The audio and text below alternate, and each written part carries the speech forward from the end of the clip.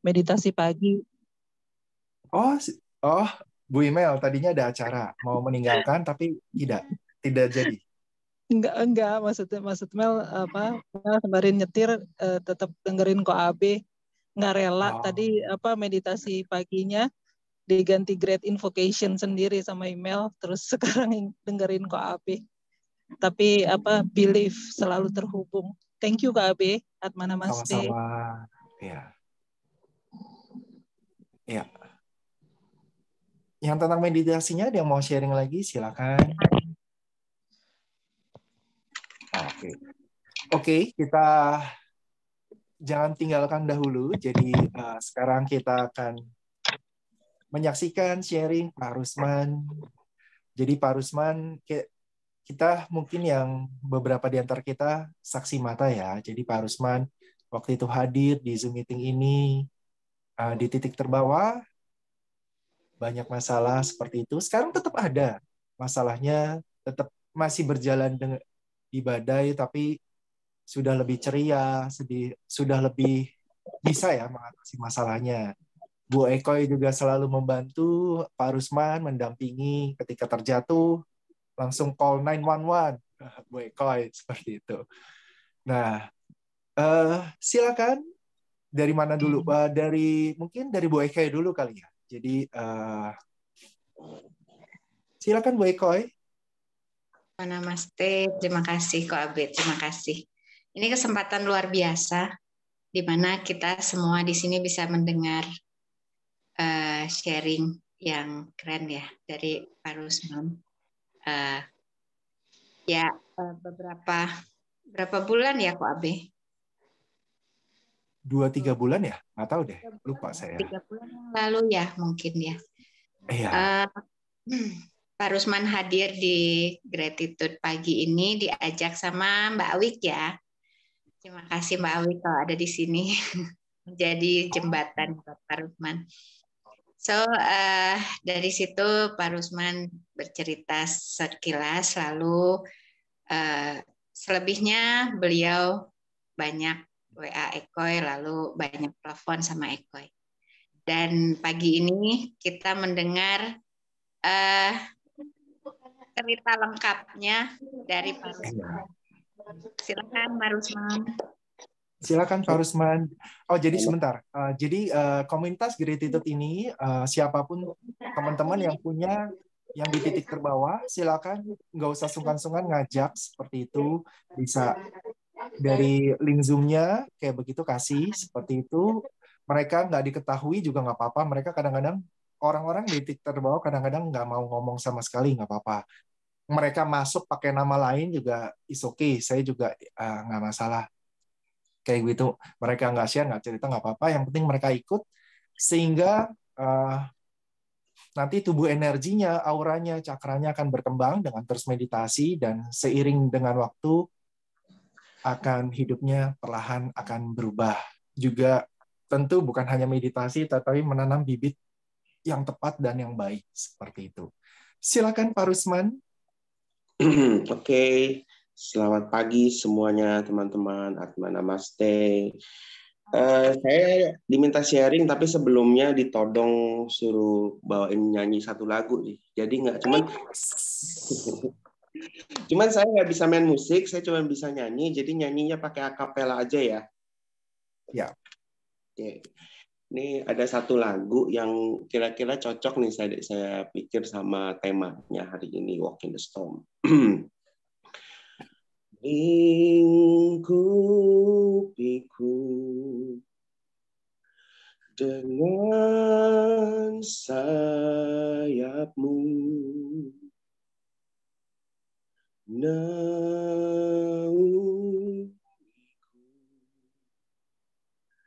dengan kuasamu. Di saat badai bergelora, ku akan terbang bersamamu. Bapa kau raja atas semesta, ku tenang sebab Kau Allahku. Udah segitu aja, kalau diterusin nanti meleleh air matanya. Udah meleleh nih. Ya, jadi tadi Yos bilang saya akhir November join di komunitas gratitude. Ya, saya ingat, thank you Yos, ya udah diingetin di November. November itu adalah titik terbawah saya. Ya, titik terbawah waktu itu, secara singkat aja saya bilang, saya salah percaya sama orang. Waktu itu saya bermaksud di November itu menyelesaikan masalah saya. Saya minta bantuan yang katanya itu dia sahabat saya, tapi malah menjerumuskan saya sampai saya harus berurusan dengan polisi waktu itu. Ya, saya berurusan dengan polisi dan saya itu nggak tahu saya tuh harus ngapain. Saya merasa waktu itu kok saya bisa sebodoh ini. Saya juga kerjaannya jadi marah-marah gitu. Saya juga bingung harus ngapain. Lalu nggak tahu kenapa saya kan nggak cerita apa-apa waktu itu sama Bunda Awi. Ya. Terus Bunda Awi bilang, masuk aja kok ke komunitas ini, ayo masuk. Ya udah saya masuk. Nah, sebenarnya problem saya itu dimulainya itu dari September sebenarnya. Nah, September itu saya udah mulai kena problem dan saya nggak ngerti waktu itu tiba-tiba ada perasaan takut luar biasa di dalam diri saya. Sampai saya melihat pintu rumah saya aja nggak berani. Ya, itu sampai kayak begitu. Dan di November itu saya berusaha menyelesaikan masalah saya dengan minta bantuan teman saya sampai akhirnya harus kejeblos. Nah, teman-teman bisa bayangin saya itu kan seorang worship leader, saya seorang singer, saya seorang MC, dan saya juga seorang translator. Nah, di bulan Desember itu saya ada banyak sekali pelayanan Natal sebagai penyanyi, dan saya diperhadapkan pada problem itu. Bisa teman-teman bayangin bagaimana berkecamuknya perasaan saya, bagaimana saya merasa harus saya jadi orang yang sempat melakukan, saya mau pelayanan menjadi berkat bagi orang, tapi sayanya kayak begini. Sampai kena masalah yang berat dan saya jadi, suaranya kecil. Oke. Saya pakai headset kalau gitu.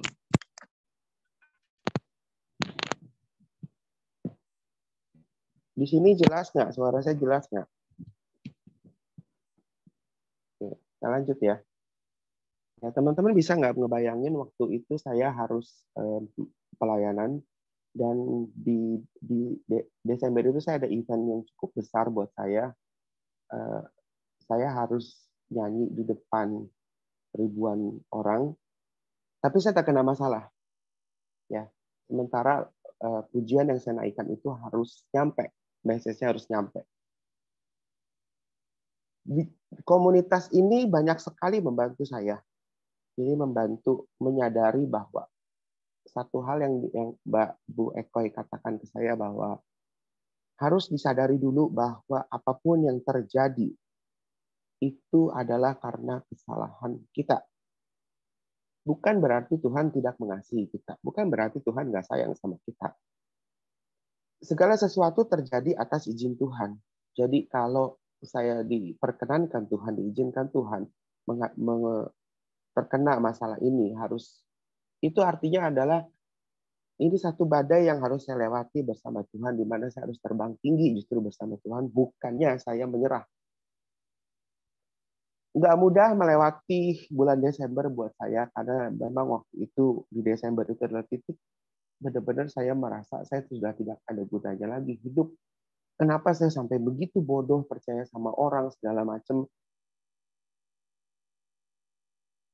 Ketenangan jiwa saya itu hampir nggak ada waktu itu. Ya, sempat di satu titik, di satu hari saya telepon Mbak Ekoy, tiba-tiba di siang hari itu saya terkena serangan panik. Teh Ekoy saya telepon cuman bilang, tarik napas Pak Rusman, buang napas. Kasihan jantungnya kalau Pak Rusman ini sampai terus-terusan kayak begini.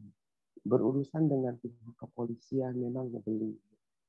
Teh Ekoy terus menenangkan saya dan puji Tuhan di Desember masalahnya selesai. Satu masalah selesai. Urusan dengan kepolisian itu selesai.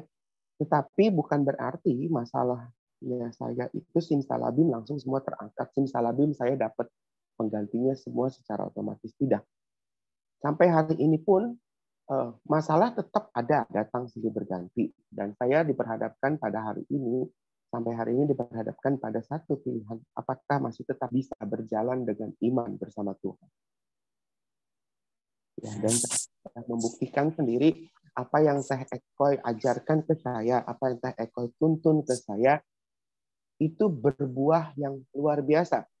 Waktu saya dalam masalah, Teh Ekoy cuma bilang, Pak, cepat ini bibit lahan subur, ada yang butuh mesin apa ya waktu itu ya Teh Ekoy ya,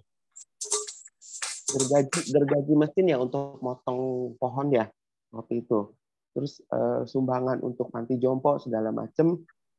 Teh Ekoy tahu ke saya lah beberapa subur itu, sampai yang saya sendiri berpikir ini ada satu hal lagi kejadian yang saya pikir ini nggak mungkin bisa terrekonsiliasi. Ternyata dengan masalah yang saya hadapi dan dengan komunitas ini, hubungan saya dengan mama saya yang sudah renggang selama lebih dari 20 tahun bisa damai sebelum hari Natal. Itu satu berkah tersendiri buat saya. Dan banyak sekali beberapa kejadian di mana Tuhan kirimkan banyak sekali malaikat-malaikatnya untuk menolong masalah-masalah kecil yang saya hadapi. Bahkan taburan bibit yang Teh Ekoy ajarkan banyak berbuah manis. Banyak sekali berbuah manis sampai saya tidak punya satu income yang pasti sampai saat ini. Tetapi Tuhan pelihara saya dengan banyak sekali gratitude. Dan kejadiannya baru beberapa hari kemarin itu, saya cuma bilang setelah selesai meditasi, setelah selesai meditasi gratitude, saya cuma buka pintu rumah, saya pandang langit, saya jalan, saya cuma bilang, Tuhan, saya butuh uang, saya BU nih Tuhan. Hari itu juga Tuhan kasih berkatnya yang tidak terduga, benar-benar tidak terduga. Ya, langsung dikasih, ada yang transfer ke saya sampai 2 kali. Satu kasih tunai, sorenya yang paginya ditransfer. Jadi saya bisa dapat hari itu berapa juta gitu loh. Itu luar biasa. Jadi dengan gratitude, miracles can happen. Jadi kalau saya boleh artikan gratitude itu adalah grateful attitude. Yang paling penting adalah sikap kita untuk menyikapi semua problem yang terjadi. Ya. Saya rasa gitu aja. Mungkin ada yang mau tanya-tanya. Boleh ya?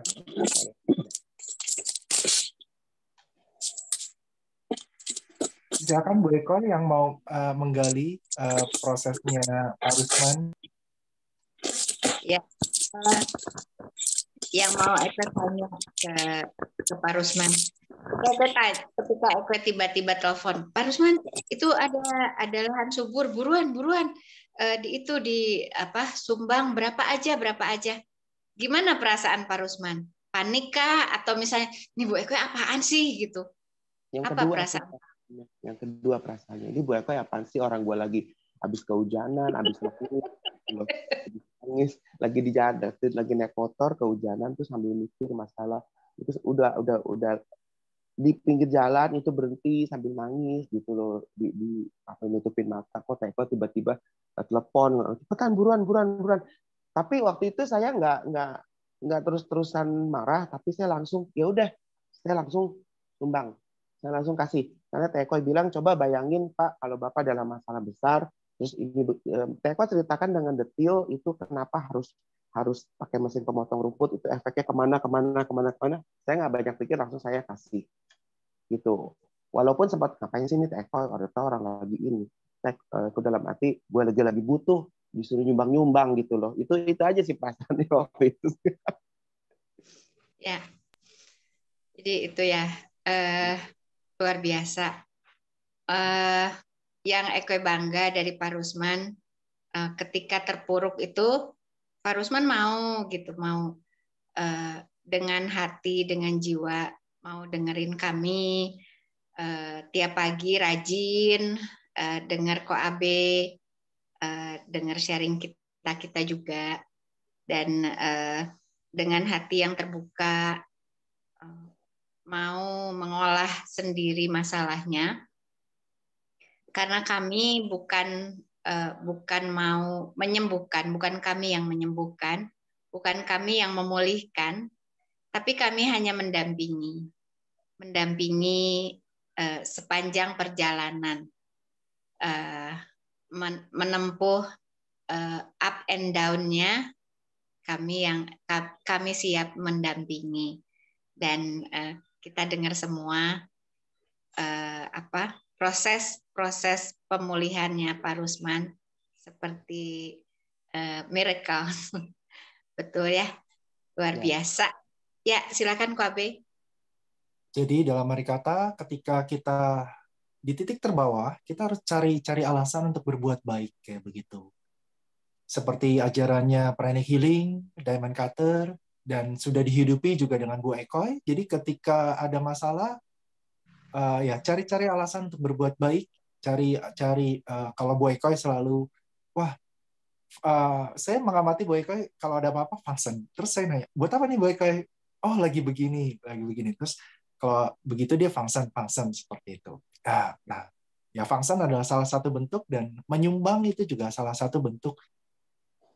Ya seperti Master Choa bilang, malah ketika kita kekurangan uang, kita harus menyumbang lebih, kayak begitu. Itu semacam paradoks, tapi memang kalau saya pernah terlilit juga hutang seperti itu, dan saya memaksakan untuk lebih atau apa, dan it's work lah. Akhirnya saya hidupnya lebih baik seperti itu, dan sesuai komitmen ketika saya lebih baik, saya akan membantu orang-orang, teman-teman yang sedang berjuang atau apa, agar lebih baik lagi. Jadi itu yang spiritnya yang mungkin teman-teman teruskan kayak begitu. Jadi ada siapa yang di titik terbawah, ambil, ajak seperti itu. Nanti bisa dibantu oleh kita, mungkin Bu Ekoy, mungkin saya, mungkin yang lainnya juga yang mau membantu, silakan seperti itu. Dan kita bergulir terus-menerus seperti itu, dan ketika kita sudah dilayani, nah nanti kita melayani terus-menerus berputar, dan itu adalah karma yang bergulung-gulung lebih banyak seperti itu. Bukan soal karma juga sih, tapi memang ya hati kita biar lebih terbuka, hati kita jadi lebih bisa mengasihi orang lain, dan ya biar berbagi kasih, berbagi sharing tentang kehidupan ini. Nah itulah kayak begitu. Pak Rusman, ya masalah tetap banyak ya Pak Rusman ya. Badai tetap ada masalah. Badai tetap ada, tetap. Namanya kita hidup tetap ada. Kadang-kadang mungkin kalau di sini saya ceritain pada ketawa kali. Kemarin itu sempat saya mau makan aja kagak ada duit, pernah loh Ko Abe. Puasa. Lagi puasa. Jadi bilangnya puasa. Gak ada duitnya udah mati. Udah lewat puasa gitu loh. Pas waktu itu saya cuma bilang, aduh Tuhan BU nih. Tuhan tiba-tiba kirim. Saya bilang, Tuhan saya BU. Tuhan tahu apa yang saya butuh melebihi apa yang saya pikir. Jadi saya cuma berdoanya gitu, dan berdoanya tuh nggak khusus Pak Abe. Cuman pas lagi habis ngopi, saya cuma bilang, Tuhan saya BU. Tuhan tahu kebutuhan saya lebih dari yang saya tahu. Dia bilang. Jadi memang Tuhan cukupkan untuk Tuhan lihat saya butuhnya untuk seminggu, dicukupkan untuk seminggu, benar-benar begitu. Jadi pas seminggunya itu udah habis, saya bilang lagi, Tuhan saya BU nih Tuhan. Saya mau servis ini, saya mau servis motor saya nih, saya harus ganti ini. Gimana ya? Gitu. Udah. Nah, tapi saya tidak menggerutu. Bedanya saya dengan yang dulu itu saya menggerutu. Gimana sih Tuhan? Saya minta nggak dikasih gitu, enggak. Terus tiba-tiba Tuhan kirim untuk ke sono, untuk ke sini, untuk ongkos ke sono sini, dan untuk servis motor segala macam, Tuhan kirimkan semuanya. Bahkan ada lebihnya. Gitu. Badai tetap ada, bukan berarti simsalabim jeder saya dapat semuanya dengan lebih 10 kali lipat, enggak. Gitu. Jadi waktu itu juga saya pernah sih, dulu tuh sampai satu titik tuh motor saya nggak servis, padahal itu urgent juga ya. Jadi kayak rem tuh udah agak blong gitu kan. Tapi saya tahan gitu. Tapi karena saking takut biayanya, padahal biayanya nggak nyampe 50.000 gitu kan. Tapi waktu itu ya takut aja, maksudnya aduh berapa nih. Saya agak tahan-tahan, tapi ya akhirnya ya mau nggak mau kan rem gitu. Nah, semua ya mungkin ya kita di titik terbawah ini pelajaran sih buat saya juga, bener-bener tergantung sama Tuhan tuh gimana gitu loh. Karena ya gimana kita berusaha semaksimal mungkin dan pasrah let go itu nggak akan bisa terjadi kalau kita nggak bener-bener di titik terbawah ya. Jadi kepasrahan kita tuh nggak, kalau nggak ada ujian kurang gitu ya. Gitu ya Pak Rusman ya. Jadi saya itu jadi akhirnya tahu bedanya pasrah sama berserah itu kayak apa. Kalau pasrah kan kita nggak ngapain, udah bodo amat gitu, terserah mau jadi apa gitu kan. Tapi kan kalau berserah, kalau Teko bilang udah dilakukan semua yang jadi bagian kita, ya sudah Pak, jangan dipaksain lagi. Kan Pak Rusman tidak diam, kata Kak. Waktu itu saya ingat banget Teko yang ngomong gitu. Kan Pak Rusman nggak diam. Apa yang perlu dilakukan sudah dikerjain semua. Dari A sampai Z itu sudah lengkap semua jalannya. Sisanya tinggal apa? Tinggal berserah. Berserah aja sama Tuhan. Nah, waktu itu saya sempat telepon Teko, saya sempat bilang, saya nggak bisa berdoa. Saya kayaknya nggak bisa berdoa buat diri saya. Udah mentok ini saya. Boleh nggak saya doain Teko? Sampai begitu loh. Sampai itu yang saya lakukan. Boleh nggak saya doain Teko? Terus saya telepon teman saya boleh nggak doain kamu? Sampai kayak begitu. Siapapun misalkan yang saya kenal, saya telepon. Saya mau berdoa nih buat kamu gitu loh. Dan ternyata ada beberapa orang yang saya doakan itu, dia itu sampai bilang, gue lagi butuh dukungan doa loh man. Gue lagi butuh ini, gue lagi butuh itu. Nah, dari situ akhirnya mulai saya dikenalin dengan komunitas baru yang juga bisa support saya. Terus mulai lagi saya doain orang, dikenalin lagi sama komunitas baru. Nah, jadi secara perlahan tapi pasti Tuhan memang menjawab doa saya di bidang pelayanan. Jadi saya bilang saya pengen pelayanan dimanapun Tuhan tetapkan. Saya bilang saya nggak mau terpatok di gereja lokal. Saya mau pelayanan di komunitas. Saya mau pelayanan di sini. Saya mau pelayanan di situ. Jadi dikembangin satu-satu. Nah jadi kalau orang tanya, man, lu pelayanan begitu-gitu, emang dibayar? Emang ada duitnya gitu? Kalau mau ngomong teman-teman saya pelayanan kesini ke sono, ada duitnya nggak? Nggak ada. Jujur bilang nggak ada. Ada beberapa gereja yang memang yang kasih, itu namanya persembahan kasih. Ya, atau anak sekarang bilangnya PK, ya, persembahan kasih. Dikasih, ya. Jumlahnya gede nggak? Nggak. Saya sih ngomong aja langsung, nggak gitu loh, nggak gede. Jadi mereka itu kasih PK itu kasar-kasarnya cuma ganti ongkos. Tapi kalau misalnya saya pelayanan ke komunitas kemana, kadang-kadang ada yang ngasih makan, kadang-kadang ada yang enggak.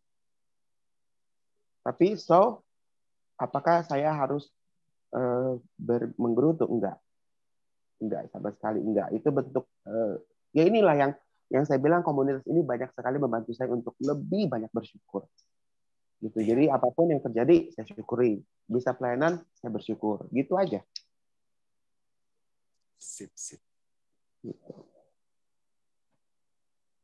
Ya, keren ya, keren. Kalau Eko lihat dan Eko ingat juga ya Ko Abe, poin utama di Pranic Healing adalah service dan tithing. Itu dua cara kita membalas kebaikan Tuhan adalah dengan cara service dan tithing. Dan dua cara ini juga penanaman bibit yang paling luar biasa untuk #give what you want dengan service dan tithing. Dan Pak Rusman sudah melakukan itu semua. Tinggal jangan lupa Cofmed-nya. Pasti berbuah manis lagi di depan. Keren. Jadi secara tidak sadar memang Pak Rusman itu melakukan kunciannya. Jadi melakukan untuk orang lain terlebih dahulu. Jadi kan ya seperti yang selalu kita inginkan, tabur tuai, biji semangka kecil. Jadi buah semangkanya itu udah berkali-kali lipat dan buah semangkanya juga banyak. Seperti itu. Justru itu adalah efektif ketika kita melakukan dulu untuk orang lain. Bahasa Diamond Cutter-nya adalah give what you want. Kayak gitu. Oh ya, tithing itu menyumbang, bukan tanting sih, tithing gitu. Bahasa Inggrisnya tithing, menyumbang uang kayak begitu. Nah, berdonasi. Gitu. Berdana. Satu lagu lagi, Pak Rusman. Jika aku tak berdaya, kuasamu yang sempurna, ketika ku percaya, mujizat itu nyata, bukan karena kekuatan, namun rohmu ya Tuhan. Ketika ku berdoa, mujizat itu nyata. Ya, mujizat Keren. gitu. Satu dua kalimat penutup Pak Rusman tentang mukjizat, silakan yang Pak Rusman mau sharingkan dari lagu atau dari badai yang kemarin ini. Silakan. Teman-teman, apapun yang terjadi, cuma satu hal teman-teman mesti percaya. Tuhan tetap baik. Nggak ada sesuatu pun yang terjadi dalam hidup kita itu tanpa izin Tuhan. Saya sampai dikasih kesempatan untuk kenal di sini sama Coach Sing dengan yang lain. Kalau teman-teman nggak punya pengalaman pribadi sama Tuhan, kita nggak akan pernah bisa bilang bahwa Tuhan itu baik. Ya, itu aja sih satu kalimat penutup. Apapun yang terjadi, Tuhan tetap baik. Jangan pernah tinggalkan Tuhan. Itu aja. Gitu. Terima kasih Pak Rusman, sharingnya luar biasa sekali. Tetap berjuang, tetap beriman di dalam Tuhan, dan kita semua akan kita percaya keajaiban, dan keajaiban itu nyata dalam hidup kita. Amin. Itu.